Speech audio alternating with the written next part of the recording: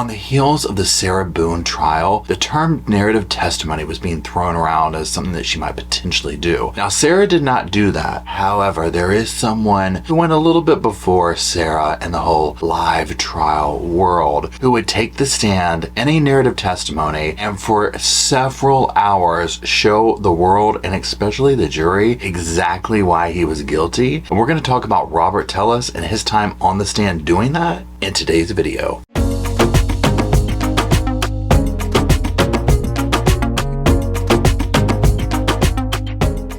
Hello, Sofa Squad, and welcome back to the sofa. Sofa's still back there. I'm still right here. My name's Paul if you're new to the channel. If you're not new to the channel, my name's Paul, or Sofa Guy, guy with the sofa, guy with the dogs, sassy dude with the sofa, whatever you want to call it. Okay. Now, what we're doing today is, like I said in the beginning, we're going to be reviewing the Robert Tellis trial. That was the accused. He has been since convicted, sentenced, and all that fun stuff. And we'll talk about the victim as well, Jeff German. Now, specifically what I want to do in this video is we're going to spend a lot of time looking at Robert's time on the stand. We're going to look at some of it where he did his narrative testimony, and then we're going to watch him under being questioned by the prosecution and talk about it. So that's how I'll do it. And before we get started, please keep in mind, I'm not a doctor, I'm not a lawyer, I'm not none of that fancy credentialed stuff. The only fancy credentialed stuff we got up in here, okay, is the sofa, some sass, and some self-diagnosed personality disorders. Okay, that'll be a whole other channel at some point though. Okay. Now, keep in mind for something like this, I'm going through the case and whatnot and just pulling out some of the major components that I feel like are necessary to the story. This is by no means an end-all be-all deep dive to this. So just keep that in mind. These are the parts of the case and the trial and the time on the stand and whatnot that really stuck out the most to me. So anyways, what we're going to do is we're going to get started. I'll put things on the screen and we'll just talk about things in that way. So let's jump in. Now, like I said in the beginning, recently with the Sarah Boone trial, that was something that we heard the state talk about with the potential of her getting up in the stand using this narrative testimony. And this really had a lot of us being like, well, what is narrative testimony? What does that look like? We had just finished the Robert Tellis trial, not just, but that was before this one. And he invoked his right to do the narrative testimony or whatever. So what I want to begin with doing is let's see what the definition of narrative testimony is in a very simple form. Now, according to Quimby, testimony in which the witness relates his account of an event in full instead of responding to a series of questions posed by counsel to elicit the account. Now, when we get into some of the clips, I took one out. It's from Law and Crime. I can't remember who it is right now, but we'll get to that. I think it's Anjanette, where she's talking to some experts, the panels and whatnot. And they go into a little bit more definition of why this probably took place in this case. I can't spit it out. And it's very interesting. It kind of paints the picture for it. But for now, let's keep getting into some of the details of this. And what I want to do before we get into it any deeper actually is review the most important part of the case, which is the victim. Let's talk about Jeff German for a few minutes. So Jeff was an investigative journalist. Now, he has a huge body of work, okay? One of his more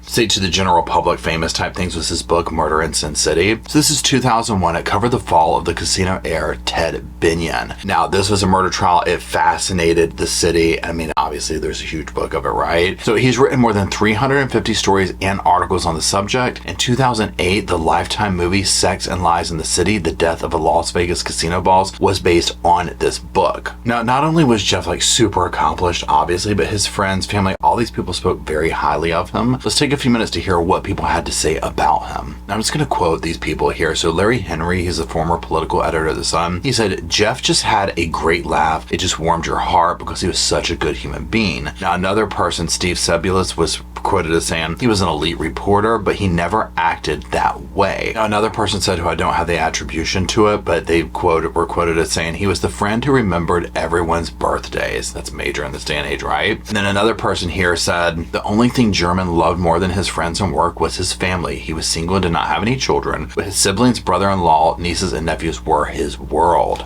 But now here's the thing, as accomplished as this man was and the kind of work that he did, it was pretty controversial, okay? The work he was doing was exposing people who don't like to be exposed. This often centered around exposing mobsters, murderers, corrupt officials, government agencies, and this is like for over 20 years, right? Okay. You can imagine some of the tensions that were probably built up in certain relationships and whatnot in that town. Now, just to cite a few little examples here. So he exposed the lavish overspending in the tourism office, sexual harassment in the coroner's office. He broke the story that the mass shooter at the Mandalay Bay had fired rounds at Mammoth jet fuel tanks, apparently aiming for massive destruction. He was also once punched in the mouth by a mobster. Now, let's take a look to see what some of his family members had to say on the stand about him. So Jill Zerg, his younger sister, there was a huge age difference in this. She kind of viewed him more as like a father. She was much younger than him. I'm just going to quote something she said while on the stand. She said, "These last 2 years, I felt like I've been living inside the chapter of a murder novel as it unfolds, one my brother could have written." Jay Gurman, Jeff's younger brother, he said that he was our leader, our older brother that we all leaned on. Now, Julie Smith, who's another younger sister, stated that her brother had like this almost photographic memory. He loved sports almost as much as reporting, and he had a meticulously clean house. So with all this stuff going for him, professional, personal, all this stuff, right? He seemed to definitely revel in like exposing these shady figures and whatnot. That being said, okay, this brings us to Robert Tellis. If you've watched this, you already know what we're getting ready to get into, okay? Buckle your seatbelts up. So let's go ahead and get into Robert. Let's talk about some of his history, like where he came from, what he did through his life, and that kind of thing. So he was a resident of Clark County for more than like 20 years. He's a father of 3 in a second marriage. Now, he's done so many different things in life, right? He's been an HVAC technician by day, part-time law student by night at the UNLV's Boyd School of Law. He eventually opened up a probate firm. He was elected 3 years later to a low-level county office as the public administrator. He would use the elected position to basically like shield himself away from some really bad behavior, okay? And that's gonna be what ends up unraveling this man, right? Now, when I say unraveling him, getting him exposed and then unraveling him. So let's go ahead and do this. I want to look at the Las Vegas Journal, the Las Vegas Review Journal, I'm sorry. I'm gonna put some things up on the screen and we're just gonna go through this article because it's just a great way to kind of hit some of these like key points about this information. So you'll see the title of it here. It says, "A reporter's killing revealed a decade of Robert Tellis' toxic behavior." The little thing beneath that says, "Complaints about the former elected county official started while he was an UNLV student. His toxic behavior never stopped until investigative reporter Jeff Gurman was found murdered." Now, this is by Brianna Erickson of the Las Vegas Review Journal. Now, we're just going to jump down to a little clip that I cut out here, and you'll see here at the beginning, it says, "To many of the classmates and employees, Tellis used his authority to terrorize, control, and prey on women." It says they leveled a number of accusations. It talks about groping, kissing a former paralegal's ear, touching inappropriately, getting mad at employees for eating lunch at their desk or decorating the office for a birthday. He threatened to demote those he perceived who have wronged him. And then it just says, his toxic behavior never raised alarms at the institutions that could have held him accountable. We see this so often, right? Clark County officials told anxious workers who repeatedly complained there's nothing they could do. His elected position shielded him even when some actions were alleged to be illegal. And it says records show top county managers knew Tellis was arrested in 2020 and charged with battering his wife while drunk. Now, what I want to do also is just do some more quotes from other parts of this article here. This says Tellis was a respected family man who was active in his community Rotary Club, very generous. He was crowned one nonprofit's pro bono attorney of the year in 2014. County employees called him a tripolar as his pleasantries would give way to hateful bursts of rage in mere minutes. Okay. Now, another quote from here says, "Former public administrator John Cahill recalls his unique ability to be charming, further saying no one would ever realize that there was anything haywire with him until he became the boss. In 2018, Cahill endorsed Tellis, then later became the target of his wrath on Facebook." Let's go to the second little clip that I took out here and go over that and then read some more from that. Now, you'll see here it says his brazen and sometimes bizarre conduct went mostly unchecked until May, when Review Journal investigative reporter Jeff Gurman exposed allegations about Tellis at the Clark County Public Administrator's Office. Tellis's carefully maintained facade cracked, and he became more hostile to Gurman and the county employees, whom he blamed for his undoing. Now, we're going to see some of this come out on the stand. When I say some of this come out, when we watch the clips, you're going to see his behavior, his controlled behavior that he exhibits while like telling his narrative testimony, and then what he does under pressure with the prosecutor coming after him, right? And you can start start to see where he can't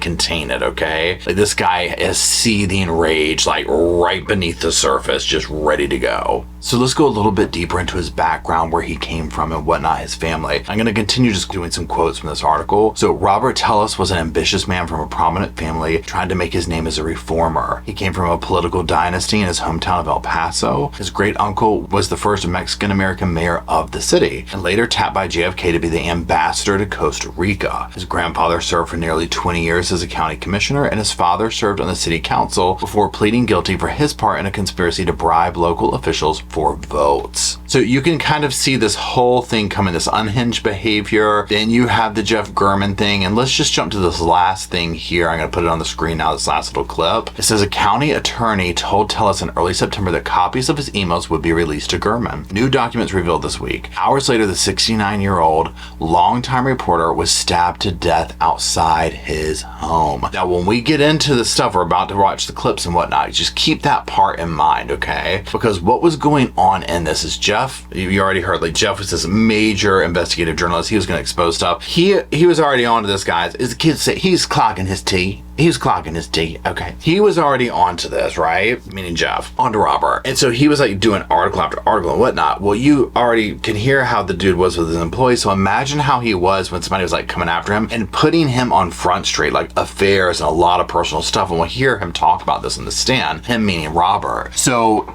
keep this in mind. Look at where Robert came from. And what's unfortunate is if you like take Robert's actions out of it, like take your personal opinion out of that and just look at like the credentials in the paper and his family and like in the prominent family he came from, where they like what they accomplished, take corruption, all that out of it, right? It's like you threw all that away. It's almost like when you look at Alec Murdoch, take his actions away, take the corruption, take the good old boy system, and it's like, wow, your father, like your great whoever started this dynasty, and this is how it ended. This is what you chose to do with that, right? This is what thought going through my mind here of like, why too much power, too much ego, too much whatever, okay? And trying to silence the voice of, you know, the media, the investigative journalist, Jeff, obviously. So it's frustrating and it's heartbreaking and it's unfortunate. So let's keep diving in. Now let's talk a little bit more about what was going on that was going to cause this whole situation to take place, okay? So we're going back to Labor Day, Las Vegas, 2022, that whole zone, that whole place, okay? So remember, Jeff was really good. When he smelled blood, he was going in for it. He was getting all the tea, right? So he had done FOIA request. So Freedom of Information Act request. He had gotten all this information about our little friend Robert, right? And he was doing these articles and whatnot. He was getting ready to write his 5th article based on the information from these FOIA requests. Now this would contain electronic communications between Robert and his employee slash lover slash whatever you want to call it, okay? Now I'm going to go ahead and quote this article here again. German had been found with multiple stab wounds in a side yard of his suburban home. Police believed he had been lying there for nearly a day before a neighbor spotted him and called 911. There were signs of an altercation. So that's all what's going on. That was getting ready to be exposed, what we talked about a minute ago. And then bam, he ends up dead, right? One of his fellow reporters, talking about Jeff, they like, well, not one, but like several, but you know,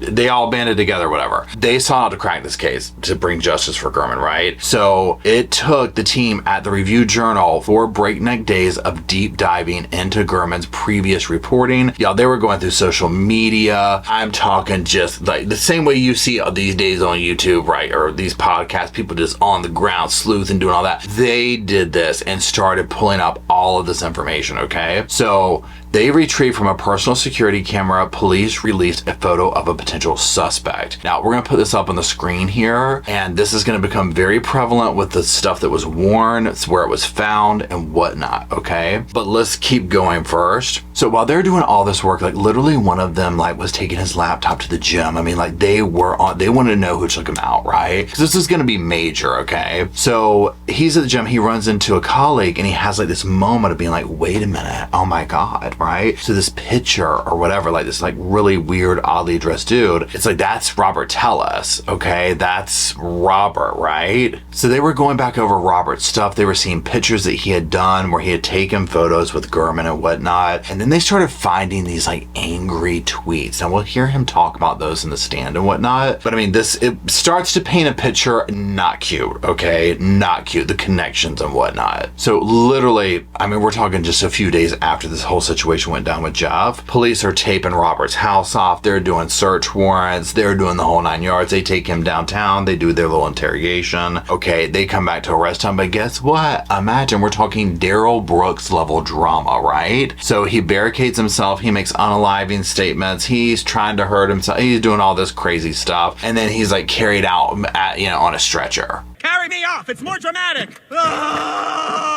All that being said, let's start getting into what some of these legal charges and the legal aspects of this case were before we look at those clips. So September 7th, 2022, Tellis was arrested. He was booked on the charge of open murder with the use of a deadly weapon. There was an amendment to the charge on 9/12, and it read, defendant Tellis committed the crime of murder with the use of a deadly weapon, and the victim was 60 years of age or older. What did the state have to say? Like, what is the state saying that this dude did, okay? I'm just gonna read from here before we get into the clips. So basically they're like, this is like a revenge killing, right? The prosecutors are saying that Gurman was killed in retaliation for the articles that he wrote about Tellis for the Las Vegas Review, okay? So Gurman became aware of Tellis's leadership style when like there's 4 different Clark County employees share their personal accounts of the toxic behavior that Tellis created. One of the women, we're gonna hear her name's Rita Reed. Okay, she's gonna come up and you'll hear Robert talk about her. So just keep this in mind or whatever, this is one of them. And I'm gonna quote her. She says, he was a horrible, horrible human being. Further saying, monster is the right word. Okay, so what was his defense, right? So far we have this. All these articles coming out, angry tweets, affairs, people can't stand the man. 5th article getting ready to come out, exposing him even further, embarrassing him to his family, his community. Remember, he's also trying to get reelected, okay? So this is all going on right now, like during, not right now, but you know what I'm saying, like right during this time. So he's going up for reelection, all this is going on. And then you have Jeff over here talking about, hi, Mr. Gurman. Yeah, I just want to let you know, I'm getting ready to do a 5th article on you and your cheap and tawdry behavior. Just want to put that out there, buddy. Okay, you have a nice day. Do you know how that went over with this dude? So what is he saying is his defense? Okay, brace yourselves for this one. A for creativity, right? After coming off Sarah Boone's defense, okay, this was at least he put some effort into thought, right? Okay, so he says that basically, well, first of all, of course, he pleads not guilty, right? He's saying that he was framed, okay? He's saying the investigation was mismanaged. He's basically saying this real estate company that he was investigating, that he was trying to do his own, not investigative journalist, but like, bring justice for this, like, a real estate company that's been ripping people off and taking money from the people and fixing the sales, and we'll hear about it, right? But basically that they framed him, okay? In essence, like a very dumbed down version of his defense, okay, is that he was framed, right? Okay. So let's get to the trial, right? Now there's a few key points. First of all, there is a major delay in this, okay? A huge thing that came down in this was a court action that had to determine about like who can search electronic devices that Gurman was using as his journalist. That was like a huge crux of this because so much evidence was on these devices. Now, this would create this huge First Amendment debate that would make its way all up to like the state's highest court, right? So this kind of put things, it slowed them down a little bit. Now, what I want to do now is talk about another article. This is by Andrew Gumbel from The Guardian. And we're just going to put a couple little things up here and talk about that real quick. So you'll see here, it's by The Guardian. It says, Dagger at the Heart of the Free Press, the Killing of a Las Vegas Journalist by Andrew Gumbel. Jeff Gurman was stabbed to death outside his home by a local official he had been investigating. I'm just going to quote a couple of things from the article. Andrew Gumbel called the circumstances of his murder a dagger directed at the heart of a free press and a blow to our democracy. Gurman was the only journalist killed in the U.S. among 69 news media workers slain worldwide that year. And Tellis would be the first U.S. politician to stand trial for killing a journalist. So this is like major first here that aren't good first, right? This is bad, okay? So you see the heart of this case is basically silencing a journalist and his voice, exposing the corruption of this dude, right? Okay, so there's that. Now you would think with all of Robert's stuff, his connections, all this type of stuff, it might help him. It didn't help him at all. Okay, so we're talking guilty, and well, guilty. Okay, now there was like 12 hours of deliberations over 3 days to come to this. So and I'm just gonna read from my little thing here. So Tellis was found guilty of willful, deliberate, and premeditated murder with a deadly weapon, with the added elements of lying in wait and elder abuse since the victim was over 60 years old. It says that Nevada is a state where the jury also decides the penalty. During this phase, they deliberated for 1 hour, 17 minutes before returning the sentence of life in prison with the possibility of parole after 20 years.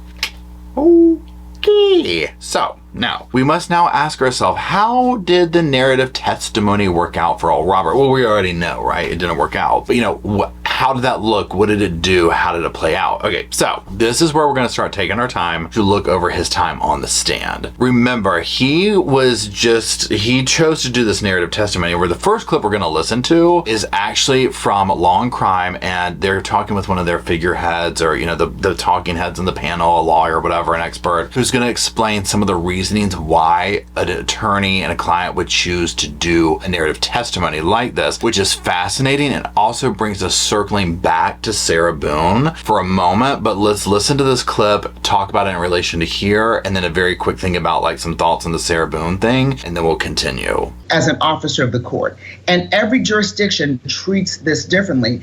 So the law is, when you are hypothetically, you've got your client, you're defending your client criminally in a criminal case, or in a civil case for that matter, but in a criminal case in this instance, and your client is taking the stand, and there may be statements that you know, based on the evidence in the case, based on what is in the case, based on what you've seen, is not truthful. And this is evident. This is testimony that's going to be taken under oath. You are in a very difficult position. There are some attorneys who have withdrawn from cases. They don't have to give an explanation for why they withdraw. And they take other actions to protect themselves, protect their license, because they cannot be a part of a client who is misleading the court and misleading the jury. Exactly. So that's the general tone of it. What lawyers do, they're doing to protect themselves, to protect their license, to protect themselves ethically. Louder for the people in the back, okay? So you hear this, okay? Pause for a second on Robert. Rewind back to Sarah, okay? All the attorneys that quit. So this is something this is one thing I learned with the Robert Tellis trial, is this information right here. I was like, oh, I don't know what I thought. I mean, obviously I already know I'm not a lawyer, but this was fascinating to me. I'm like, oh, well, this paints a much clearer light on probably why numerous of Sarah's attorneys left, right? I mean, please. Now, as it relates to the case we're talking about today, okay, when we hear him on the stand, no. You're done. Okay, you're done. That's fact. Speaking of you're done, let's get started into him being done, okay? Now, here's the thing, y'all. Again, this was like multiple hours of a narrative testimony. I pulled out a few things to use as samples, or some things that's like the information he's specifically talking about. We're talking snooze fest, okay? I'm talking, it's why the name of the title, okay? Bored the jury into a guilty verdict. Okay, seriously. Like, so it's one of those where if you're fascinated from a legal perspective and you haven't watched the whole thing, you're going to want to, but you're gonna be like this. About 20 minutes into it, you're gonna be falling asleep. Okay, it's so painfully, cringefully boring, but also because, in my opinion, I don't know him, but I feel like he is absolutely lying through his teeth, and he's a super bad liar, okay? So without further ado, let's review. Your Honor, our final witness is Mr. Robert Tellis. I've conferred with Rob Baer, and we're going to ask the court's permission to allow him to testify by narrative. Okay. So I just wanted to put that up there so that we can see how that looks, asking the judge, hey, we're going to do this narrative, That's his attorney, so let's go. First of all, and excuse me, I'm obviously a little nervous. This is, it's a day I've been waiting for nearly 2 years. You know, this thing's been kind of a nightmare, frankly. And again, I want to thank you for being here. And right now I want to say unequivocally, I'm innocent. I didn't kill Mr. Gurman. And I've got a lot to share with you all. There's been a lot of testimony, and my concern is making sure that you hear what I think about all these things, and what would the concerns that I have. Insanely painful watch, y'all. Okay, ouch.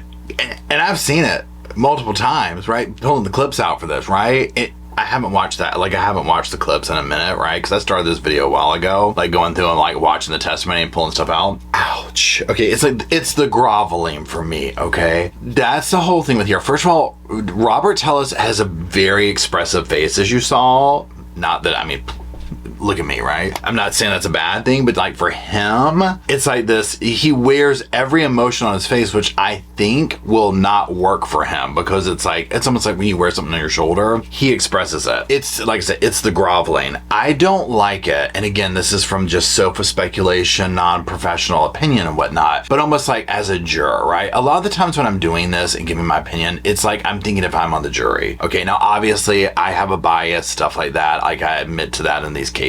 Yeah, so it's not like I would be up there being like, well, I don't care, I don't like his expression, so he's guilty. I'm not trying to say that, right? But it's just kind of my viewpoint. So as an onlooker, as a juror, potential juror member, whatever, I don't like it when the defense, the state, whoever overly thanks the jury. I appreciate the respect that they do for giving their fellow citizens hey, you know what? I appreciate you doing this. I mean, this is this is difficult. Like, this is, especially if they're sequestered, whatever. But when they go on and kind of take this like, well, I'm really sorry, you guys. I mean, I'm not guilty, and I just want thank you, and ma'am, I love your dress, and that kind of stuff. I'm like, okay, we're pandering. I can't with this. This doesn't feel authentic, is what I'm getting at. So in that right here, it was just like, okay, so also one thing to keep in mind for me, and like, well, so this is a thought that goes through my mind watching it, so I'm asking you to kind of look through this lens as well. When a defendant gets up on the stand, and it's a question of like, well, they're there because they're potentially guilty, and they're posing the conversation, which I understand why you would, but in the narrative of moments like, well, I didn't do it, so whoever the killer is, well, if someone did something like this and like this, well, this has been a nightmare for me, and it's like, you have to tread so lightly around that, because you're putting imagery in people's minds with your words and how you say things. And so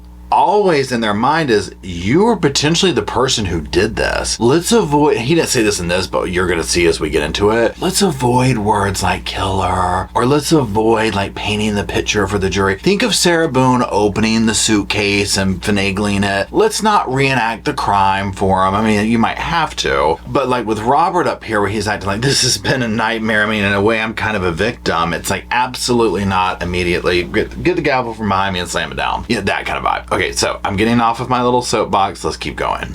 Someone might say it's argumentative, and when I say something, I guess I specifically mean the state. But I think that when I share an opinion with you, that's my right. And it's your right to decide whether or not you agree with my opinion or not, whether you want to adopt my opinion or not. So again, he's just explaining this whole thing about like my opinions, you can believe them or not, that type thing, and this is true. It's so awkward for him to be talking directly to the jury though. I mean, I just imagine if Sarah had done this, y'all. Comedy gold, number one, right? Let's just be honest, okay? Content for days on that. Like, let's just break it down to that level of transparency. Imagine someone like Sarah with George's family, gives me goosebumps, George's family and the thing, and her being able to talk to the jury like this. So let's get to here. Here this guy is gonna sit up here talking about, you got Jeff's family, all up in the courtroom, colleagues, all these people, and this, he's being very calm. He's just on the thing now, right? On the, not the stand, or the stand. He's just gotten on the stand. So he's sending my opinions. Thank you for doing this. Blah, blah, blah, blah, blah. It's, because most jurors in the public, in my opinion, when we see these people, granted, we don't know if they're guilty or not, but because there's enough evidence to like, hey, you've got, you're potentially going to get charged with this. It's almost like your thoughts are for the victim. So it's like you're going through that lens of like, okay, you might be the killer. His sister's over here. You know what I'm saying? You have to be impartial as a jury, I know, but it's this very delicate dance that you have to do, and Robert's dance will soon fall apart. I had to see pictures of Mr. Gurman's body, in preparation for the case, and It's obviously it's ugly, but when the medical examiner testified, that's the first time I'd learned how Mr. Gurman was murdered.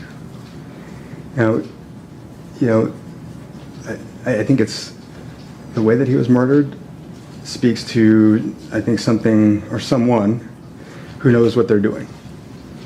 You know, the idea that Mr. Gurman's throat was slashed and his heart was stabbed. You know, I think that's, I mean, I don't know if anybody could just do that. This is what I'm talking about, all in that one clip. First of all, he's visualizing the injuries. Okay, so here's me as a jury. His throat was slashed and his heart was stabbed. My immediate thought, yeah, it's personal. That's somebody who's got something personal against this guy, right? It's not a mob hit, okay? Please. And I know about it, okay? But like, even like from my little, like, you know, Timbuktu, like miles away from Las Vegas mob world, please, honey. That's personal. The way he was like, I had to look at the pictures. Don't want to say they're ugly. And again, it's like, yeah, and his family's right over there, and you're potentially the most likely the person that did this. Like, yeah, you're not guilty right now. This is what I'm talking about. It's like, don't say any of that stuff. For somebody that's giving themselves away, they can't help it, right? Because like, say a normal person was truly innocent that got like railroaded, they wouldn't, I don't think, would do this, okay? Because Robert's up here fighting for his life, okay? Trying to stay out of prison, whatever. So that's why also is like this, his perception is he's a victim, you know what I mean, like of everything. And you see that, like Sarah, I mean, we obviously just came off the heels of that case, so that's why I'm talking about it, so I'm referring to it so much, where they can't help but view themselves as that, and so it comes through in everything, okay? An innocent person, I don't believe, would be up here painting themselves to be like, woe is me, I had to look at autopsy photos. And then it was all like, that was the first time that I saw that. Really? Of course you would want to say that, right? Even if you were the one who killed him. I mean, that's a no-brainer, like anybody would. But I think that a more emotionally intelligent person would avoid saying any of that, right? And just be like, you know, I don't want to even set up anything that he just said. To me, that was like a dead giveaway. Like immediately, first 5 minutes on the stand, I'm like, guilty. Like, you have lost me here, buddy. You have absolutely lost me. And you add to on top of that the fact that I've been sitting in a cell for close to 2 years. So I've had a lot of time to think about a lot of these issues. So again, I think I'm going to point out some strange things about this case. No. Judge, can we go ahead, just do your little gavel? We've been conversing here. We already know what we want to say.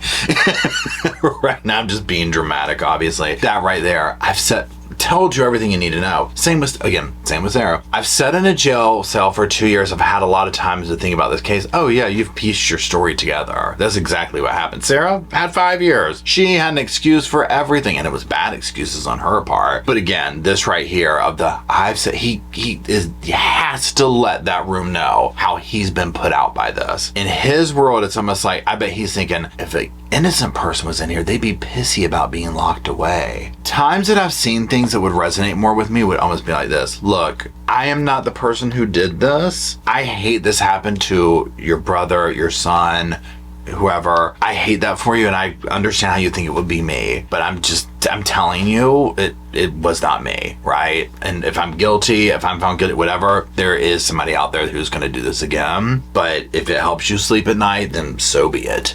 You know what I mean? Like what else can you say in open court, right? Of course you would be infuriated, but like the whole thing of like, I'm going to paint myself to be the victim. It's like these people already are viewing you as the perpetrator. They don't want to hear how you've been put out by Jeff's murder. This goes to the theory of my case, right?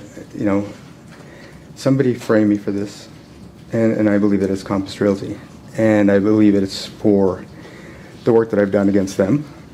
And this document here shows the start of the work that I began against them. You're going to hear much more about the things that I did and the things that they did. And so, again, this spreadsheet, I think really, it's the beginning. And so I'd ask if I could please have it admitted. Okay, so Compass Realty, he's laid his theory out. He has been framed. This realty company has done this, and he will go into explaining what he has done. Now, I put some clips up here we're going to talk about what he's saying took place. So keep this in mind, that a realty company who he was trying to come after for fluffing the books and, you know, stealing money and whatever, we'll get into that, orchestrated this to take him out, plant evidence in his home, some evidence, not all the evidence, just some. It's literally, again, A for creativity, right? Way better than some of the other stories we've seen come up, right? But it's still, nonetheless, I'm like, seriously? You think people really? Okay. Let's hear what you got to say, Robert. And there was, for about 60 cases, there's about a $6 million difference between, and this is total, this is not each, but obviously. For those cases, there's about a $6 million total between the time that the estate sold the property to the time that the person who purchased it sold it to another person, right? And so that's quite a bit of money for that. I'll say that originally, the estates in total sold the properties for $8.5 million. And later, the people who sold it after, they sold it for about $14.5 million. So you hear this, he's going into this one. Now, at first glance, you're kind of like, well, Robert, that's how it works. You know what I'm saying? Like, you buy the house for $5, you turn around and sell it for $10. Now, he'll go into more detail and we'll get into some of it. You already know the corruption that goes on with real estate and all this kind of stuff, right? 100% get it. 100% get that a realty company would not want to be exposed for any of this type of stuff. You have to question his authenticity and his own little investigation, because I'm just like, he doesn't strike me like, why did he have this personal vendetta against this realty company kind of a thing, right? It's like, what was there to gain from it? Maybe a political move, maybe hey, I'm trying to get reelected, like this kind of stuff. But let's continue to hear what his little theory is here. Right, so when you're talking about 8.5 million and then making 6 million, I mean, it's nearly double, right, from one sale to the next sale. And if you look at some of the homes on here, you'll see, for example, there's this one, Prince, Bobby. So the decedent's name is Bobby Prince. The estate sold the home on December 31st of 2018. For $232,000, and the next sale was done the same day. So the person who bought it resold it the same day for $50,000 more. Now, as administrators have a fiduciary duty to get the maximum value that they can for the estate. When I see a situation, and again, this is the most extreme one. I mean, I'm not saying that all of them are like this, but, all of them are, there's a significant difference between the one price and the other price. Now, again, I'm not here to sit here and say I don't know anything about the real estate world or any of that, but him going in with this like meticulously laid out thing and what he was doing. I mean, with him, my first question was, well, were you just mad you weren't getting that money? You know what I'm saying? Like, I mean, for his behavior, you almost had to question this. Like, was he just pissy because he couldn't get his hand in the till, so he was going to take them down? But this is just the most extreme one is, for someone to be able to resell a property the same day for $50,000 more, it's just not right. So again, I don't know anything, and some of the details he'll go into, which is like they're removing appliances to get a different appraisal and whatnot, which again, real estate world, this does not surprise. There's so much corruption in that, and especially, I mean, look at Alec Murdoch's stuff that we watch, right? How much he was ripping people off and whatnot. So when you're talking about this, like dealing with estates and and properties, 100% believe that could take place. I don't believe, after what I've learned about him, that he authentically, for just the sake of humanity and the better good, wanted to take these people down with no gain for himself, either politically or for whatever reason, like, or a vendetta or something like that, right? I just don't buy it. Like I said, to me, that was just weird. And again, I will get into why this is not just about mail. I think Detective Jaffe said, oh, this is about mailings. No, it's way worse than that. In my opinion. So I told Mr. Wolfson about the situation. He's got these guys who are again, from one sale to the next. I mean, we're looking at anywhere, again, close to 50%. And he's like, well, okay. Like, and I asked him, well, can you do an investigation? He said, well, that's not our department. I mean, we don't do investigations. Because, I thought, well, the AG does investigations. Maybe the DA does too. He said, no, we don't do that, but I know someone who can help you. There's this guy I know in public corruption. Derek Jett, and I'll put you in touch with him. Mr. Jeppy, I don't know if it was a day or two later, calls me. We discuss the case on the phone. We set up a meeting. I go down there with a package with all of my materials, and I actually included a letter to him with that. A letter to him that kind of highlighted some of the concerns. Yo, I got the 0 sugar, 0 caffeine. I did just have my coffee. I might have to get a caffeinated drink to make it through this. That's just a sampling of what I'm talking about with the boring you death. Like, literally, here's me at a certain point. I was just like, oh, honey, I've zoned out. You've lost me at this point. Like, this is just, You know what I mean? Like, and I get, like, if you're in the jury, you're really paying attention and listening. This goes on for hours at this point, and you're like, what are you talking about? Like, he takes you on this journey. This is a journey no one asked for, right? And this long, detailed, sordid tale that just winds around and never goes anywhere. And I noted that in this case, we found that Thomas Moore had removed everything from the kitchen before any sale of the home.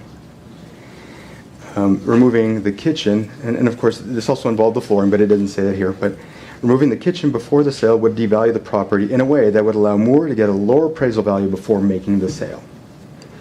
There are photos that we took on 5/1/2019 showing that the kitchen was in place at the time that the decedent died. So what had happened was that we had taken over because family wasn't found. Family came in, they took over, but apparently something happened where they couldn't administer it, and in the meantime, Thomas Moore stepped in. So we came into the picture, got out of the picture, family stepped in, then Thomas Moore stepped in, because I think a notice of default was filed with the recorder's office because the mortgage had gone into arrears. Okay. Honestly, it's making me sit here and think back to a situation where my ex and I had gotten a townhome, and when we moved in, all the appliances were gone, and we're like, where's the refrigerator? And they're like, oh, it doesn't come with it. And I'm like, but it was here. Like, are you kidding me? Seriously? So this part right here, again, whatever, right? And like what he's describing, I'm like, okay, this could totally be going on, okay? This, again, it's almost like if he had said in the beginning, like, y'all, I've got a hard sell for you. You're just going to have to really work with me on this one and really just stay tuned with me, okay? Because he's going on and on. And what I feel like he's doing also, and clearly, again, he's trying to save his life. He's trying to get out of prison. I get it. Anybody would. But he is doing the boogeyman effect. Here's this over here, right? I was framed. These people, look at all this horrible stuff they're doing. I mean, at this point in time, is like the corruption he's talking about. I'm like, that's, I mean, in this day and age, I'm like, you think that people are gonna do all this over that? Seriously? I mean, maybe they would, right? I mean, people have done worse for less. But it's like the boogeyman effect to me, is all I know how to say. It's just the boogeyman effect, and it's like a real weak case for the boogeyman. I guess after this happens, about 2 weeks later, Mr. Gurman's article, his first article, comes out. And, you know, I think we had those text messages from me from the day that I saw the article where I was upset. And I think, you know, anybody who's the subject of an article that says certain things about you, I mean, could reasonably feel upset about it, right? I'll note that later, as we go through my tweets, you'll see that, you know, that same demeanor from that day is not exhibited in any of my tweets later. And again, we'll go over that later. But now he does bring up a good point of, yes, the article comes out, it's not good, it's not this, it's not that, you're going to be upset. Totally get that, right? There are some other tweets that don't look too cute and whatnot. Yeah, but he does admit to that of, yeah, and I think that people could align with that. I think anybody would, you know, depending on the visceral that he puts out there with these, you know, messages and whatnot, you know, but again, the context of everything here, of the monstrous behavior of him, it's just, it all lines up, right? And at this point, remember, the jury has seen so many things, okay? So for him to get up and try and play this real calm, cool, collected thing, however, the prosecutor will completely derail that when we get to those clips. And I lost the primary. You know, it was a bummer. I mean, I don't know what, you know, it was unfortunate. But I continued the fight against Compass Realty, and I think that that's something that they didn't expect. Right? And I did it just because I thought it was the right thing to do. right? I didn't, I could have just gone home and put up my feet and done no work at all anymore. But I continued that particular battle. I had nothing to gain from it because, in 7 months I was out anyway, right? So there was nothing for me to gain other than just doing doing the job. Now, again, he's trying to paint himself as like this, I was just doing the job and nothing to gain and But he seems like a spiteful, revengeful person. I mean, clearly look at what he's convicted of, right? So that's why I very much question, like, what's really going on here? And some of the testimony, can I share that? Your opinions are not relevant at this time. So again, I would ask you to limit your testimony to facts and observations that you made. And then according to the judge's counsel, those are matters that can be argued in closing.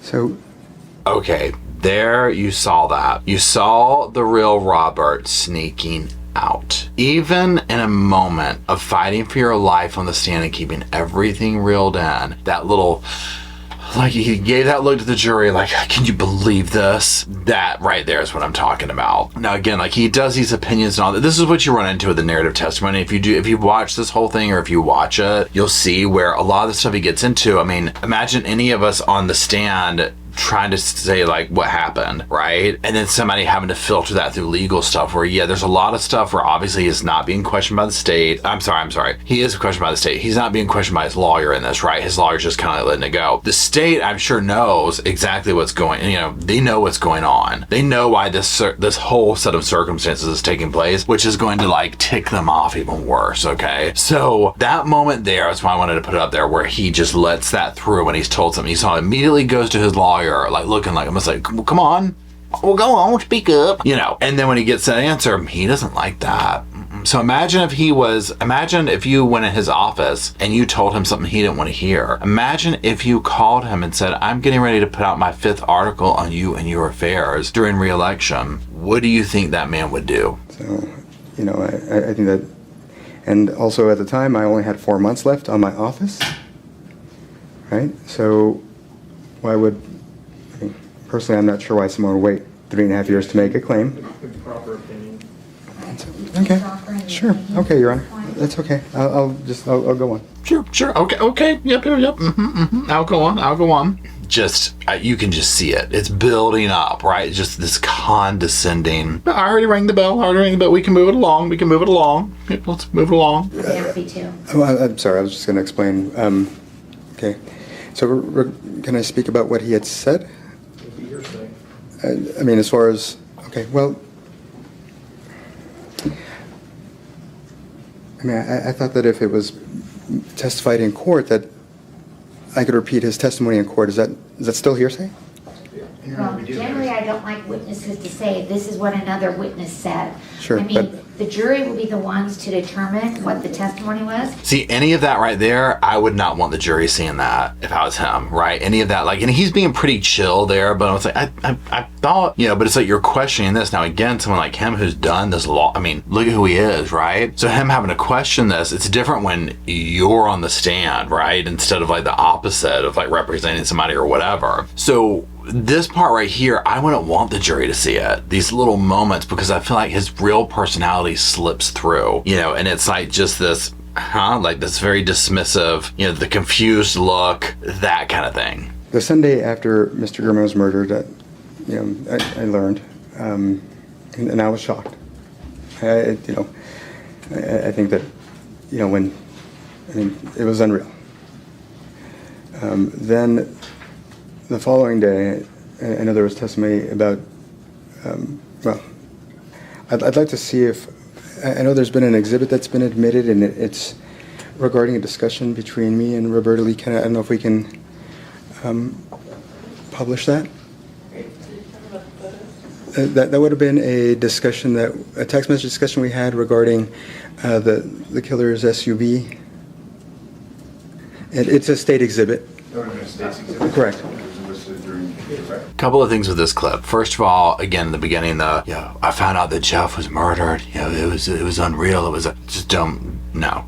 No. Then when he starts the fumbling that he does, this drives me crazy, right? Now, I'm not trying to say I'm somebody who doesn't, I'm not full of ums and so, and like my little things that I do too. I get that. But it seems like he's very unsure. Like, it makes me not believe him, right? So on the stand, I'm like, I don't believe this dude. You know, he's fumbling around. It's this, that, the other. Now the SUV. Now keep in mind this. We're going to start talking about some of this. Well, they are, and we'll talk about it, you know, by proxy. The car at the murder scene was his car, right? It was like some rims were different on it, okay, but his car. The floppy had the imagery of like him walking down the surveillance of the guy walking down the thing with the hat, the shoes, all this type of stuff, the shirt, orange shirt, except for the shirt, but like the shoes, the hat, all that, found at his house. It's so coincidental, but he will legit think that he can explain this stuff away. So when we were having that conversation, you might have, I mean, she had shared a picture of this SUV, and in the picture, in the comment above it, it said something along the lines of the front rims don't match the back rims. And I looked at the picture and thought, oh, well, you know what, that's, okay, that's not, you know, that's clearly not my vehicle. And so that's what I was, you know, that's what I conveyed in the text messages that have been admitted. So I don't know if it's... This is the exhibit that you're referring to. Correct, which I would think you'd normally call it hearsay, but they've been admitted, so. That look that he gets in his face, that, you know, back and forth, whatever, seeing, can I slide this in kind of thing. So the car is like identical to his, but the rims are a little bit different. All the stuff that he does, I'm thinking that would be easy to go do. Like, you probably just switch the rims out, trying to make it like look different. Like, that was like pre-thought out, right? You'll hear him talk about washing the cars, things of this nature. We'll get to that. Here, this General Bob Custer, I'm not sure who the gentleman is, but he says that the Las Vegas murder suspect vehicles have a different spoke pattern. Most vehicles have wheels with matching patterns. So when I saw that, I thought, oh, okay, well, obviously it's not my car because my rims all match. And so that was the substance of that conversation. But later, I thought, well, holy crap, excuse me, sorry. I thought, my gosh, it still can't be a coincidence that the killer is driving a vehicle that's like mine. So I started to get really scared. Right? It couldn't seem to be any kind of coincidence that this person was driving a vehicle that was just like mine. Okay, this part, the fact that he drove his car is insane to me, okay? Like, that part, I mean, I get where he's like, I'll just see how it's framed. You know what I mean? But, like, this here is, like, next level to me, okay? And the fact that he's also now, like, this is more of, like, authentic type testimony, because a normal person in the scenario, like, say you didn't do it, but, like, it was, like, it just happened to be, like, your car. Like, this could happen to many of us, right? Like, you know how you see those Amber Alerts, and it's like, Amber Alert, you know, whatever, and it does a description. And if it's, like, your kind of car, you're like, oh, Lord, am I gonna get pulled over? You see what I'm saying? Like, that kind of thing. So that would be normal. So him being like, you know, I was like, holy crap, like, you know, that's like my car. You know, I want to go out and double check my rims, or this would be a normal thing. I started getting really scared. Okay, that's believable. Granted, we know he was convicted at this point, right? But pretend that that didn't happen yet. That's the authenticity that I'm talking about that I would look for. Thank you, sir. So I went outside, just double check, make sure I'm not losing my mind. I looked, I'm like, okay, well, my rims match, okay. And so I went ahead and started washing the cars, you know, trying to just take my mind off things, you know. And I washed the 3 cars, but there's been a debate about whether or not law enforcement knew 1 or 3, and that is what it is. Okay, this is what I'm talking about. I watched all 3. Now, there's evidence. I watched all 3. That's so easy to... Of course you did. Like, who wouldn't, right? I mean, there would be people that would be dumb enough just to watch the murder vehicle, but it would only make sense to do all 3 so it doesn't look suspicious. You know what I'm saying? Like, of course you would do that. You know, then at night, after dinner, I started making, like, cooking for my daughter's lunches. My one particular daughter, she, you know, she won't eat like the school lunch, or she didn't at the time. So I'd make her chicken fried rice off of like a Google recipe. I was distracted, and while I was distracted, I inadvertently cut my finger. And I cut it across the tip of the finger, right? And if you look at the picture, it was, you know, I don't know if we need to bring the picture up or not, but is that something we should do? Or so basically, you'll see that it may be difficult to see, but the way that I cut it was as I was chopping right across the tip. Okay, couple of things. Again, me sitting here as potentially a juror, I'm like, why are you going into so much detail about this whole process? You're throwing information about the kid, the this, the that. You know, you cut your finger doing it. The cut, I'm like, you did that on cutting a sandwich? You cut the tip of your finger off? Not trying to say it couldn't happen, okay? 100% could. But it's, you start throwing everything together, and it's like, absolutely do not believe that. Nope. It may be tough to see that again. Like I said, it was a lateral cut, or, you know, it went across the tip. Okay, please. So you can see I still have the tip of my finger, if you can see it there.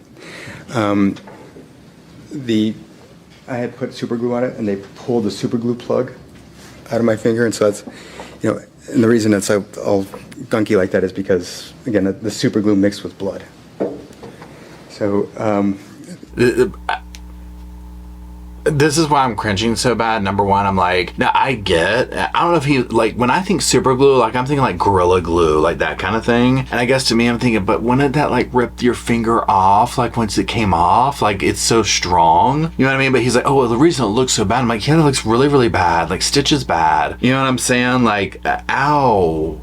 Yow. Granted, as we probably all know, a little trip to the emergency room with that kind of cut could cost a very big pretty penny, though I don't think he was hurting for money. I also don't think that he would want to go to the emergency room with that injury, because I do not think that it came from making a sandwich. You know how when there's a knife attack, the perpetrator will often cut themselves with a knife because there's blood, it's slippery, it's this, it's that. That's what I think happened. Thank you, sir. But so when I cut my finger that night, I had used scissors to cut, you know, the super glue bottle had actually, the tip had dried. Sometimes when I have an open super glue bottle, the tip dries and I have to cut the tip.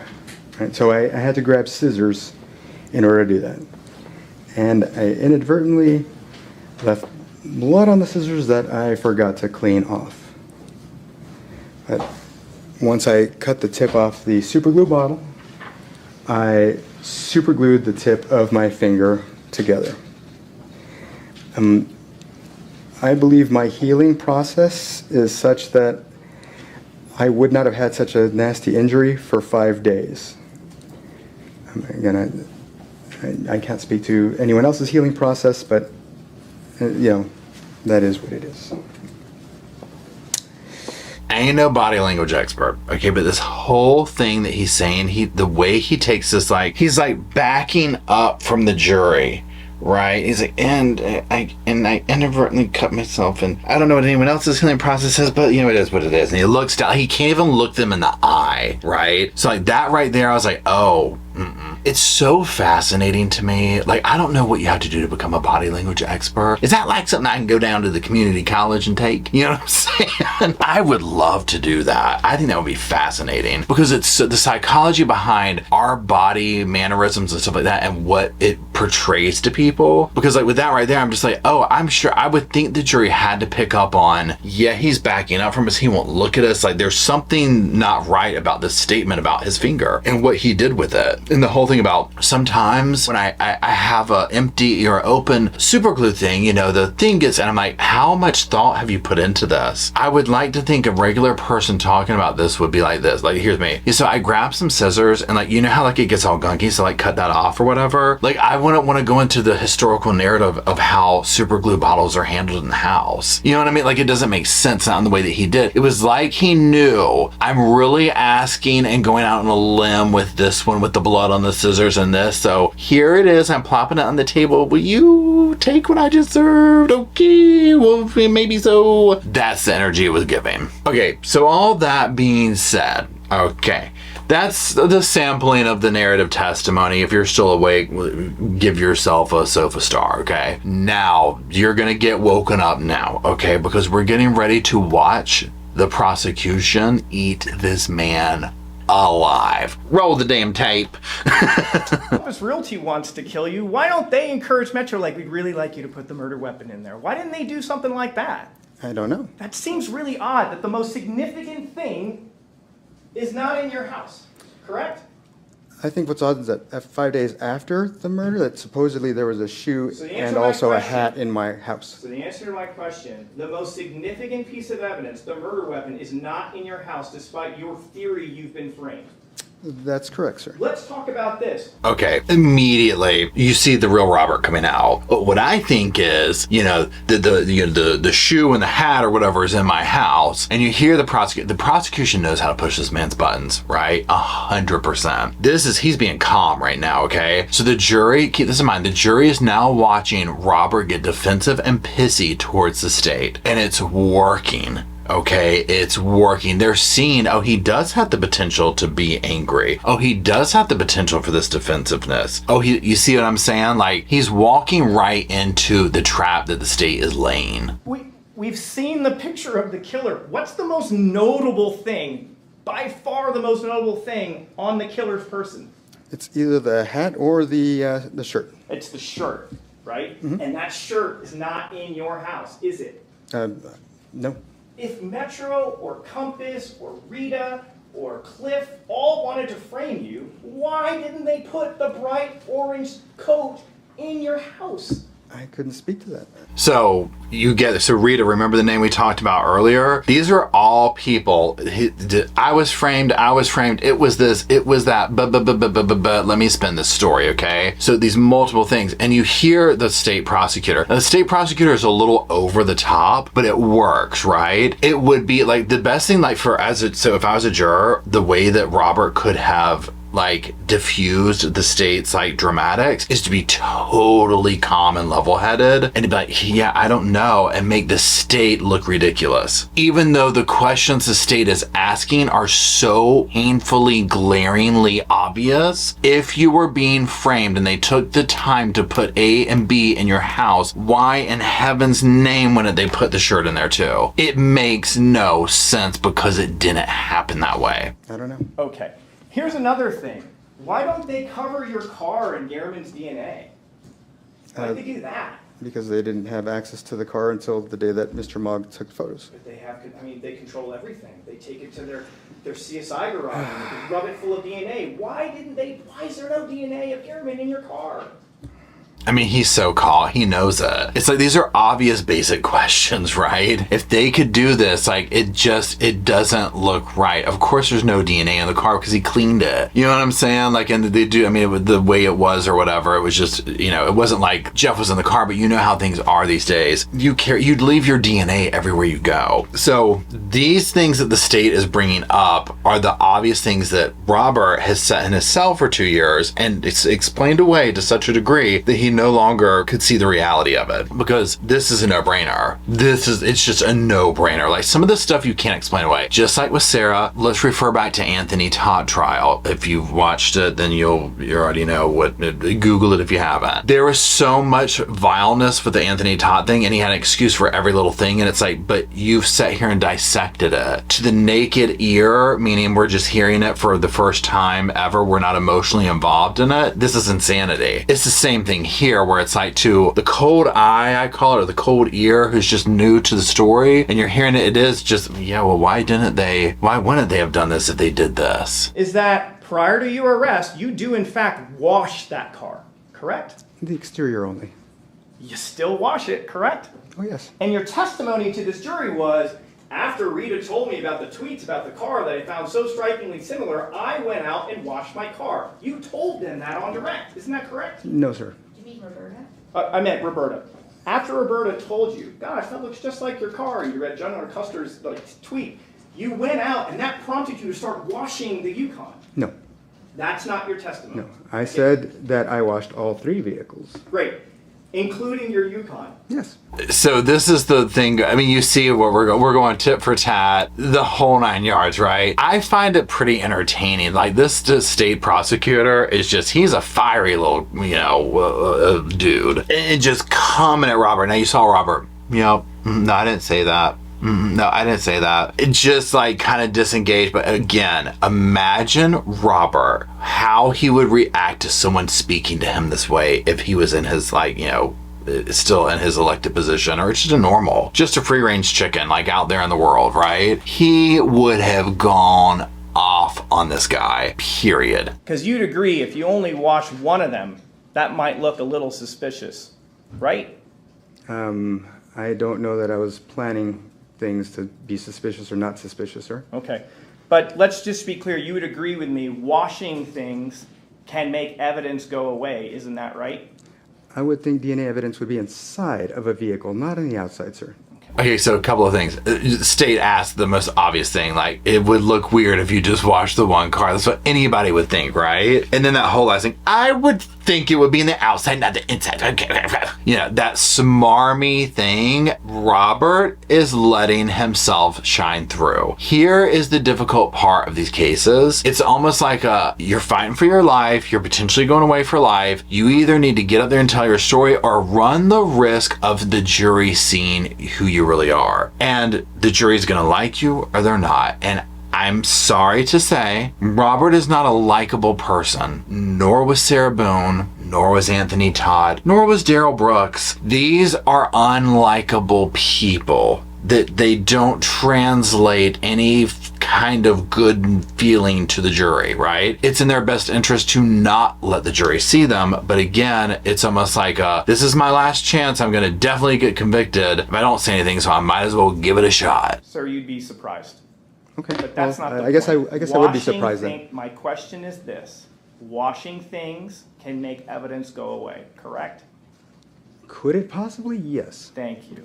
Just say yes or no. Again, it's that argumentative thing where it's like, if I was a jury, I'd be like, why won't he just say yes, it's true? Why doesn't he just want to admit it? I mean, like, it's literally like, just admit it. Ted, just admit it. If you know the reference to that, drop it in the comment section. Why not just say yes, right? It's that whole, again, just, it goes right back to, he's letting his personality shine through. His unconscious, you could just see he's seething. Oh, you know he went back to his cell that night, and I'm talking just was punching air.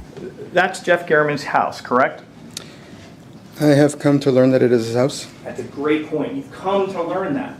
Because prior to this all happening, you had never been over to the house, correct? Correct. You'd have no reason to be over at that house, correct? That is absolutely correct. You don't even know where he lives, because I'm sure Mr. Garriman didn't give you his personal address. That is absolutely correct. And yet the weird thing is, when we go through these images, when we start getting to like the Google Maps data, like that's his house, right? It looks like that is the house. Yeah. Again, I think it's his house. I think it's in this day and age, y'all, electronics are not your friend if you're going to do something like this, okay? Certainly don't have the imagery of the victim's house on your stuff, right? Don't look it up, okay? Just don't, right? Even if it was like, maybe even if it was like innocuous, like, or like, you know, just like a neutral thing that he did, like, who is this Jeff guy writing about me? Electronics are not your friend. Surveillance is not your friend if you're going to kill another human being, okay? Assume that everywhere you go, I live in the woods, and I assume that there are, excluding my place, which yes, because I guess I assume that everybody's like me that has multiple cameras everywhere, right? You're being recorded if you're on my property, okay? So I assume everyone is like that, even out in the country or whatever. Like, to me, like, even going out of my mailboxes, I'm like, oh, I just assume that neighbors have security on their property and stuff like that. My point being that I'm getting at, it doesn't matter where you're at, assuming you're being recorded.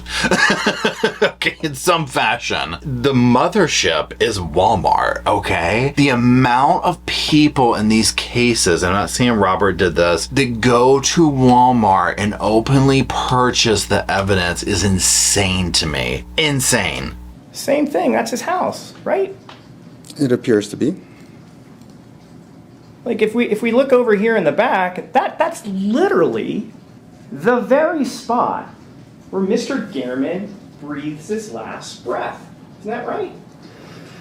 Objection, all speculation. Sustained. That's the very last spot that we see Mr. Garriman from that body cam, right? He's lying right over there. It looks like a similar area. Similar. It's the area, isn't it? If you say so, sure. So you don't believe that's the spot? I mean, it looks like the house, so I would think. How about there? Isn't that where Mr. Garman was found by the police? And I would think likely so. And the very spot that his body is lying is inside your phone. That is very strange. I can't. That is very strange. I mean, this is what I'm talking about, y'all. It took Sarah Boone out hardcore. She was more than willing to share the information though, right? Here this guy is like with really? No, I was framed. They put it in my phone. Honey, no. Go back and go ahead and order some honey buns and soup and just get ready. Just cozy up for the next 20 years or whatever it is. I mean, this is a level of insanity. Now, also, again, number one, you see in the back of just, so you know, if you're new to this, whatever, behind the statement they show him is some of those people are Jeff's family, the victim's family. So they're sitting there watching all this in person, right? Seeing this man's behavior that I'm sure everybody in that room could sense. Robert has this and I don't know how to describe it, but when someone exhibits a certain form of evil, and I'm not talking about anger, okay? We can all get angry, and even some of us can get super over the top angry. I'm talking about evil, okay? His mug shot, it came through a couple of times in here, the video where it's almost like that it comes through in the eyes, this evil darkness, right? And I pick it up just watching it. Now that could be my own bias, I don't know, but I just feel like in person you would get it even more, okay? So this part right here where he just won't admit, well, I mean, that could be, well, it appears to be, yeah, you know what, this would be my answer right here. Okay, they're showing that stuff to me. Whether it's on my phone or not, whether they show it to me. Yeah, from my understanding, that's his house. Yeah. Oh, how do I know that? Well, I saw the thing. I mean, I've seen the evidence photos. Yeah, I saw that with his body there. Yeah, that looks like it. Yeah. If you say so. But the stumbling around and not wanting to admit it, it's guilty. I mean, how does someone plan to have a victim in a particular area at their home? That's, again. So you would agree with me that if you were planning to kill someone at their house, it might be a good idea to get a lay of the land, right? I've never plotted to kill anyone. Oh, I didn't say you.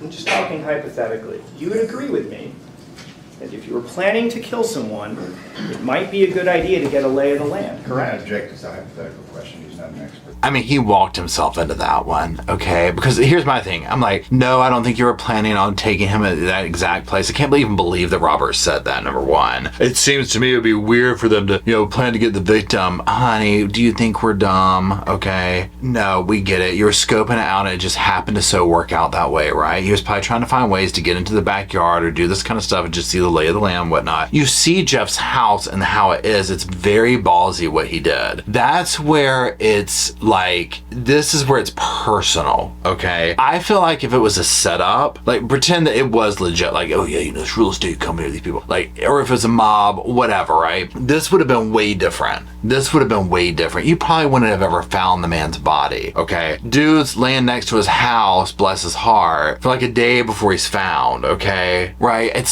serious, you think the mob or people like this or organized crime is gonna leave the body sitting there? No. Rita, it's honey, no. And the stuff's on your phone? Please, can't roll my damn eyes hard enough. Let's keep going. Plus, again, I wouldn't use my card. It's not my question. My question is, this is contained in your phone, right, sir? I don't believe so. Okay, you don't believe so? If it is in there, I didn't put it there, sir. Okay, so the answer is it's there, but you didn't put it there, correct? Again, I do not know that it's there, and I certainly did not put it there. Okay, so we're just...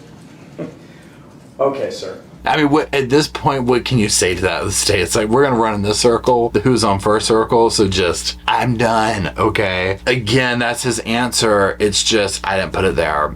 Okay, we'll let the jury decide. We'll let them decide. Also, the way that Robert keeps volunteering information. Well, I wouldn't have used my card if I did it. He's already thought this through, right? Trying to explain it. This is why it's bro, the fact that let me finish my one thought because I'm doing overload here. I was gonna say, bro, the fact that you took the stand is a level of insanity, but then the next thought that I had after that is, but they always do it. They can't help. They got to get that word where they think they can talk their way out of it. The Sarahs, the Anthonys, the Daryl Brooks, they're used to going through life, talking their way out of stuff and strong arming their way out of things. And it can be a basic thing of, I'm going to strong arm my way out of who left the milk out overnight. This type stuff. They know how to gaslight and get their way. Now, someone like Robert, who's an elected, he's got Mr. Official, right? I mean, you're talking about a man with some power, like legitimate, perceived at least power, okay? So you already know this man's used to doing what he wants. I mean, listen to all the stuff that he was doing, all the evidence, all the testimony. People are like, yeah, this guy's a monster. He used his position to shield himself from doing some really grimy stuff. Okay, so that's what they're used to. So they think in their minds, and this is just my little opinion, oh, I'll get up on the stand, I'll talk my way out of this. They just need to hear what I have to say, and I can handle whatever's thrown at me, but they can't, right? This is the beauty of karma and narcissism. You just have to sit idly by, and karma, she may take her time, okay? But she will always come back and bite them. The narcissist is their own worst enemy because they just can't help themselves. Right now, I'm not a doctor. Obviously, I don't know if this man's truly a narcissist. It's giving that, okay, part of it, which is why I say that. Like, you just see some of these stereotypical things we see with these people that have, narcissistic traits. But yeah, it always does it. So, in the realm of justice, thank God they do take the stand, right? Because they absolutely get up there and tell on themselves. Maybe not directly in the words that they say, although recently, yes, Sarah did, and this guy did too, in my opinion. But it's in what they don't say. It's the silence between the words. It's the body language. It's the where their eyes go, where they don't go. It's the things that they mention versus don't mention. All those things, right? Let's keep going. That's what it alleges. That's a lot of photos, correct? It would be. It looks like surveillance, doesn't it? It looks like a stupid way to do surveillance. Right, looks kind of amateurish, doesn't it? Right.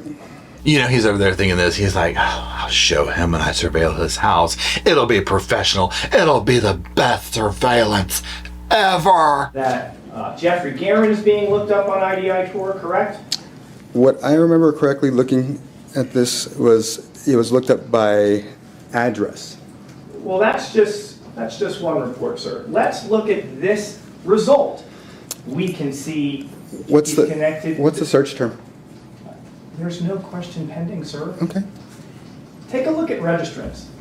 Okay, now here's twofold. I will give credit to Mr. Tellis in this realm, but not to the extent that he took it. So I would 100% expect to find searches on his phone related to Jeff, okay?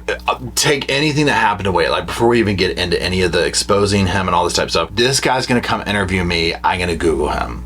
You see what I'm saying? That type of thing. Now, you get into, okay, well, Jeff's putting me out on Front Street. You're angry or whatever. Any normal person would be like, well, who is Jeff? Like, what has he done? Blah, blah, blah, blah, blah. Okay, where obviously it goes overboard is when the plot starts to happen of I'm going to take this guy out or whatever. Like the searching of stuff. You would not expect to find some of this information on the phone like that goes to this level. So there's that. But a normal level of like, who is Jeff? What's up with him? Let me find out this, that, and the other. That would be a normal level of like, this person's interviewing me. I want to know who it is. Of his personal information and his home address is located inside your phone.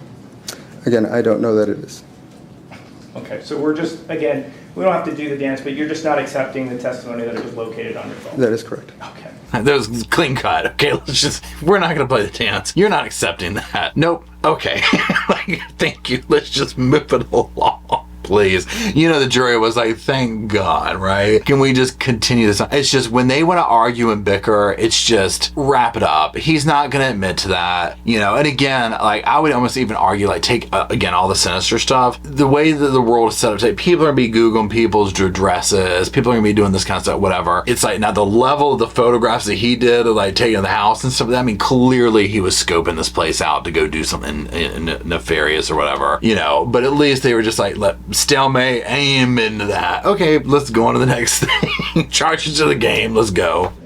You mentioned, or at least we've kind of heard this comment about, well, maybe I was hacked. Just to be clear, you never reported to anyone that your phone was hacked prior to September 2nd, correct? I wouldn't have known about it because there didn't seem to be anything wrong with the phone at the time. So the answer is you've never reported any situation that I didn't have hacked, knowledge correct? of whether it had been or not. You've never reported that your phone was stolen, correct, prior to 9/2? That definitely did not happen. Okay, you never reported that your house was broken into prior to 9/2, correct? I did not, nope.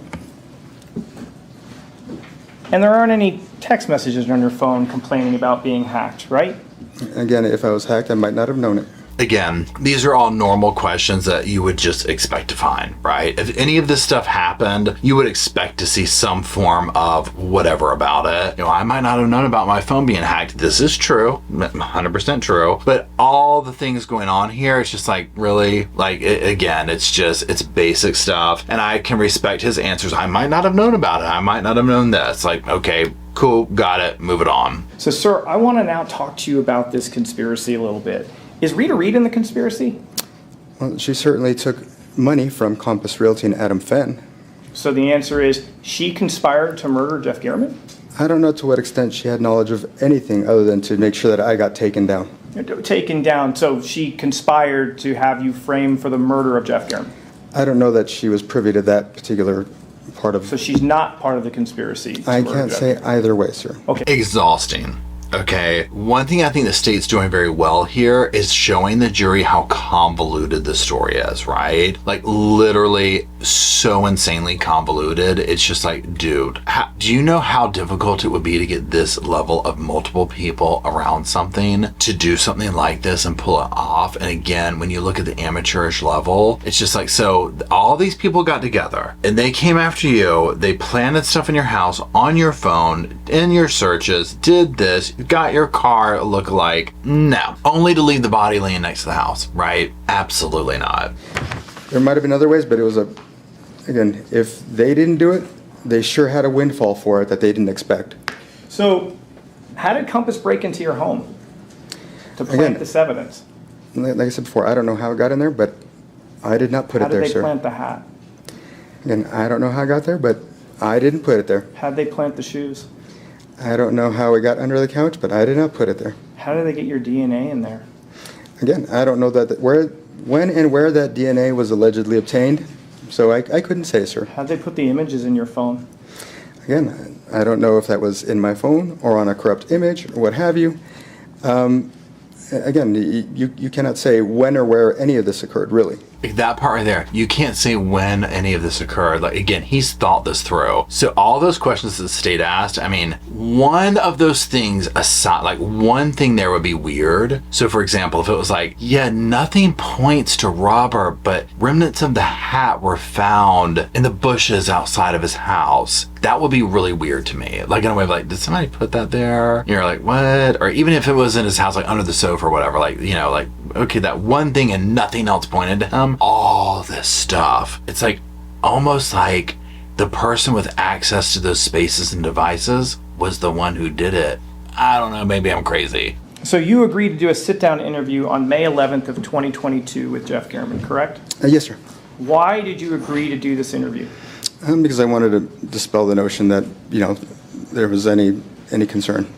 You were being accused of a series of things, including creating emotional stress on your employees, correct? Right. Bullying?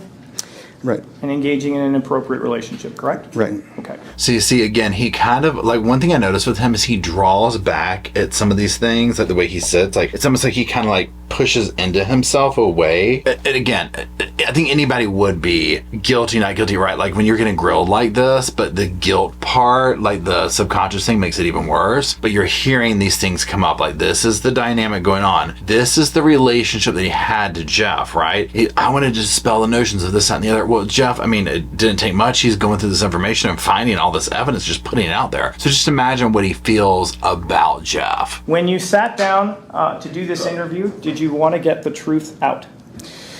To a certain extent, yes, but when it came to the office issues, yes, sir. Okay. When you sat down, when you spoke with him, were you truthful in your interview? Not entirely, no. Okay. What were you untruthful about? About the extent of the relationship with me and Roberta Lee Kennett. Okay.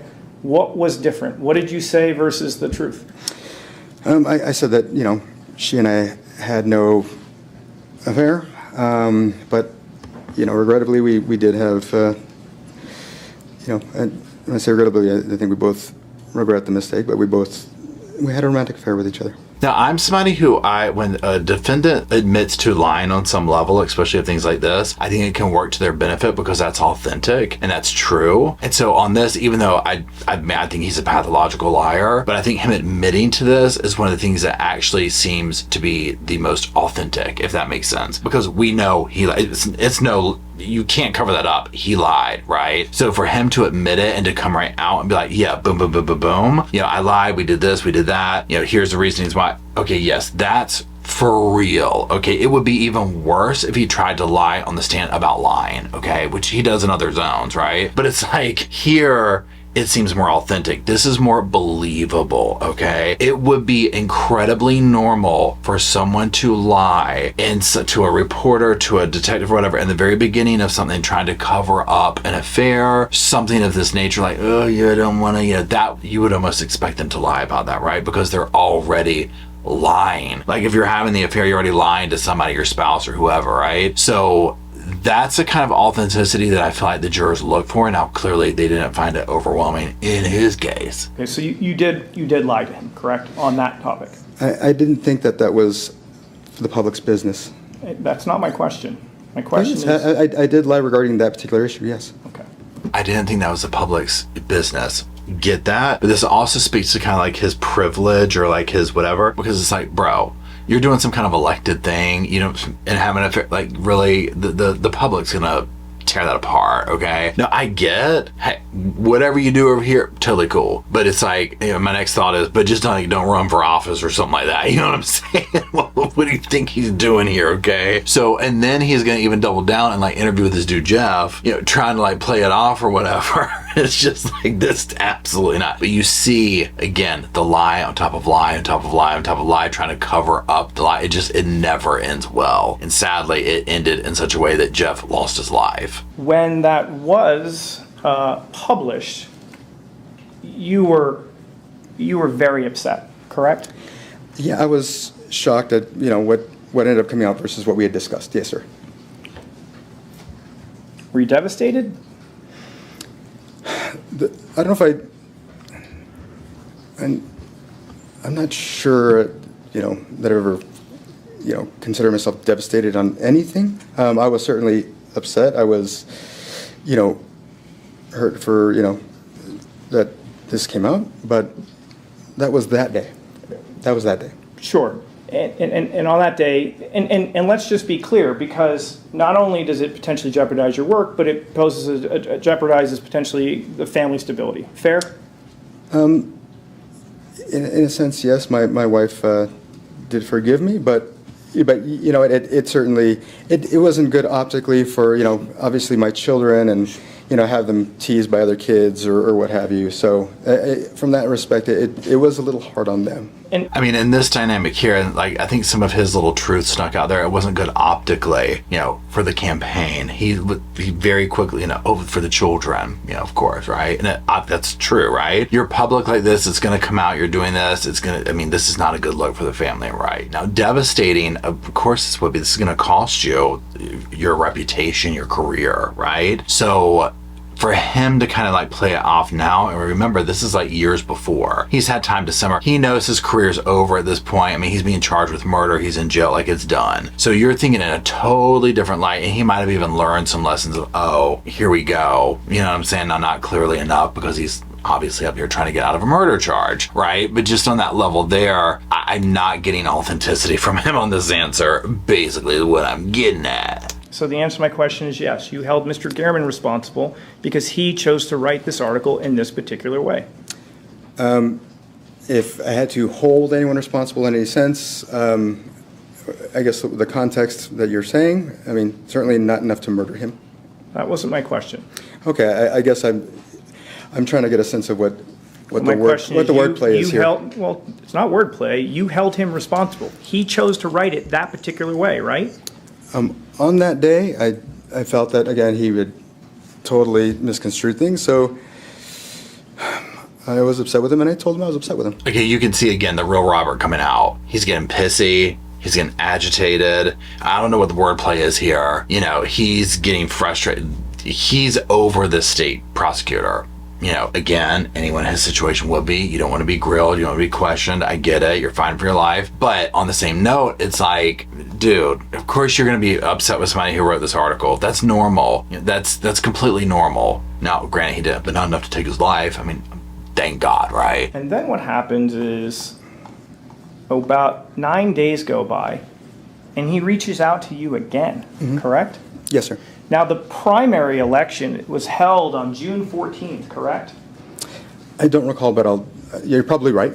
Okay. So we have one article that gets into not just the inner workings of the office, but is hitting you on personal stuff. And now he's reaching out to try to do another article, right? Right, sir. Fair to say, you've got to be upset.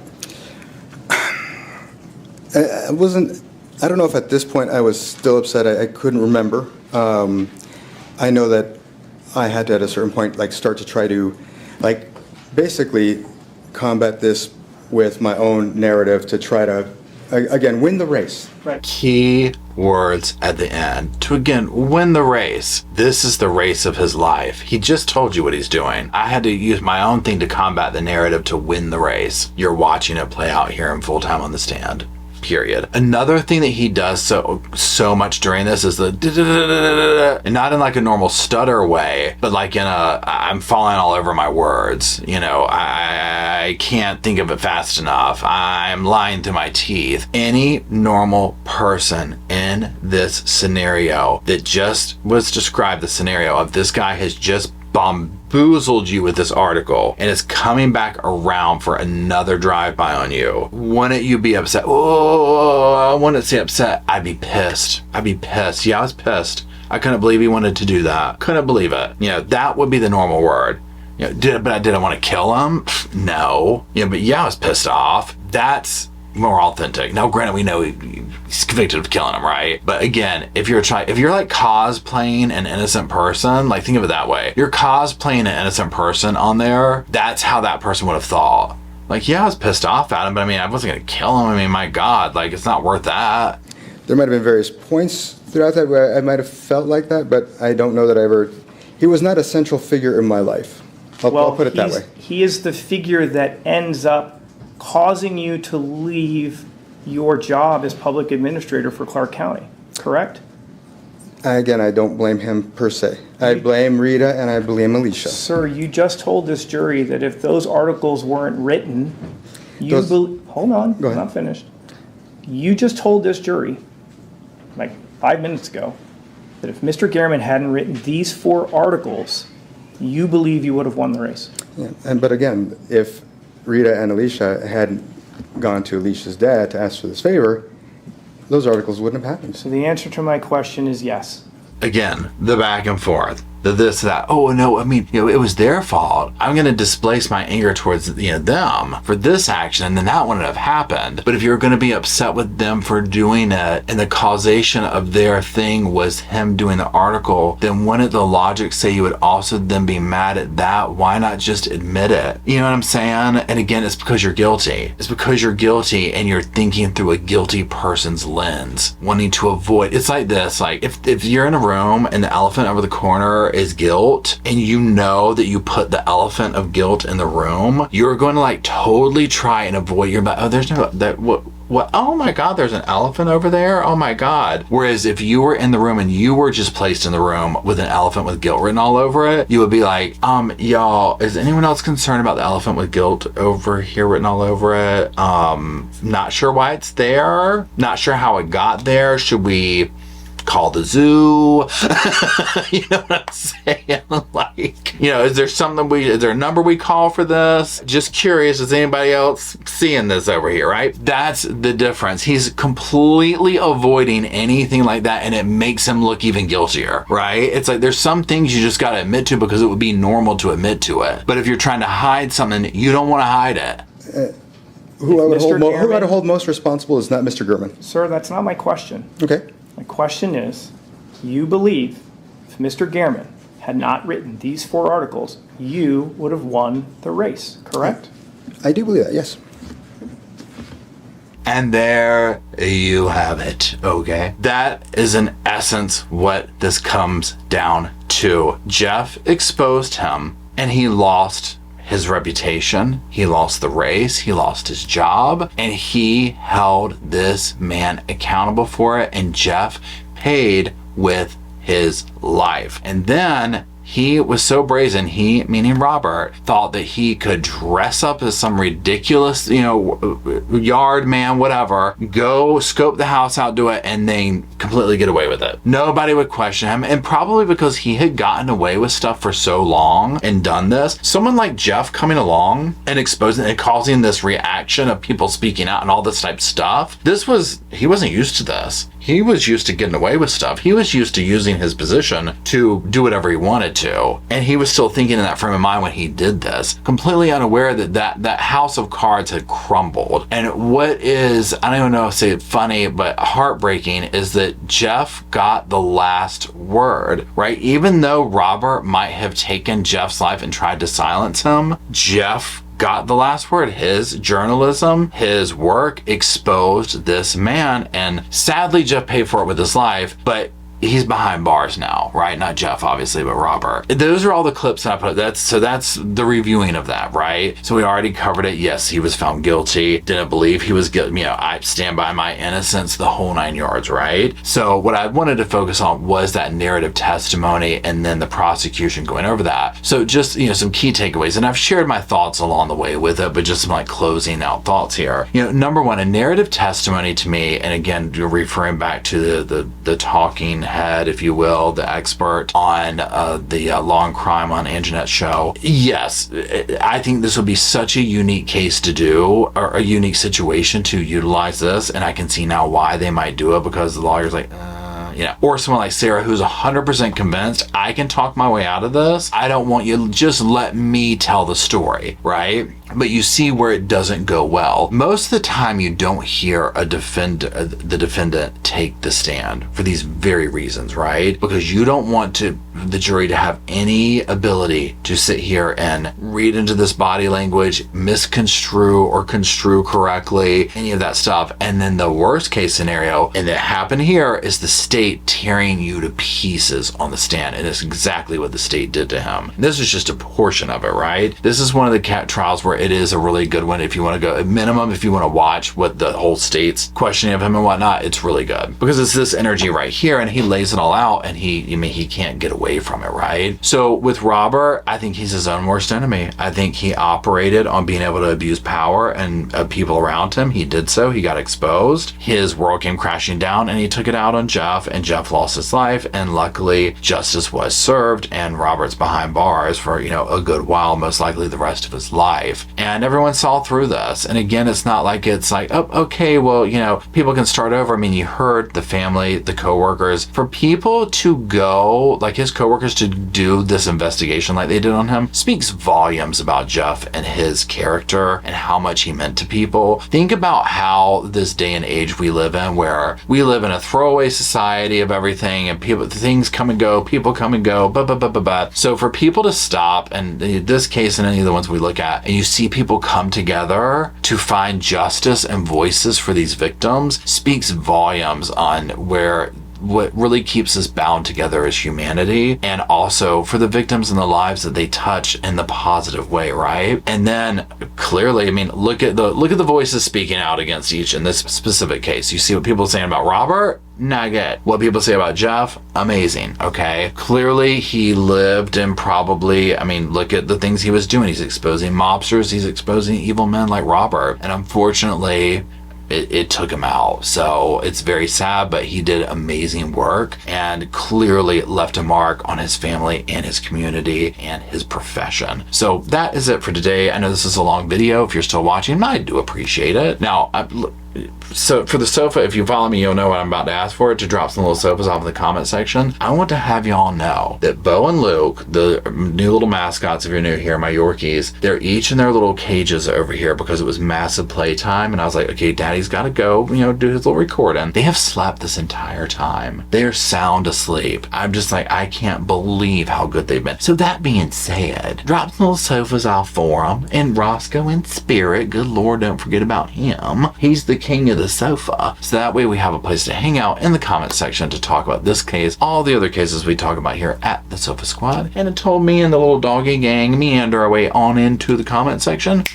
we'll see y'all soon. I just wanted to say thank you again for watching the whole video, and also thank you for being part of the Sofa Squad. Special thanks to all the Patreon members, channel members from both of my channels, everybody who likes, shares, subscribes, comments in the comment sections. It helps the channel out so much. Now don't forget, I do have that other channel, the podcast channel. That's where we go live, we hang out, we talk. We have kind of sort of a schedule, but just be sure and check it out. I'll put it up here on the screen. Also, if you're looking for merch, be sure to check out my Teespring store. I'll put that up here. And then, like I said in the beginning of the video, if you want to follow me and Rosco on the Instagram, go on, check it out. It's right here on the screen again. But once again, thank you very much. I really appreciate you being part of the Sofa Squad, and I'll see you in the next video.